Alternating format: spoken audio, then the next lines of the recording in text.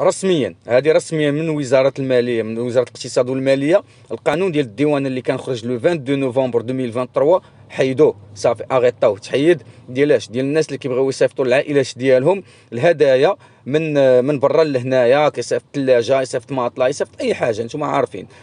كانوا منعوهم، دابا راه حيدوه اوفيسيالمون، اي واحد يقدر يصيفط داكشي اللي بغا كيف كانت شحال هادي. يعني رجعوا للقانون القديم، رجعوا للقانون القديم. هذا الشيء راه اوفيسيال. بغيتي تتاكد بنفسك من هذه المعلومه، راه خليت لك في الديسكريبشن اللين، دخل ليان تمايا، راه غادي تلقى لاغيتي، غادي تلقى كاع القانون داوي عليه الوزاره. وواحد النقطه مهمه، واحد النقطه مهمه هو انهم كانوا غاديين يمنعوا اي حاجه غادي تصيفطها. ل 2024 كانوا غيمنعوا اي حاجه، كانوا منعوا هذوك لي زارتيكل اللي كتشوفوا هنايا في الورقه ولا اللي عارفينهم الناس اللي كيهمهم الامر. كانوا غيمنعوا كل شيء، ما تقدر تصيفط حتى حاجه، ما كان ما تقدرش تصيفطها. والحمد لله التدخل ديالكم قوي، الجاليه اللي على برا الحمد لله سمعوا كلامكم وراعوا لكم. نتمنى وراعيو الناس حنا في هذه البلاد راه ما كيديروش بحسابنا كاع. الله يعاونكم.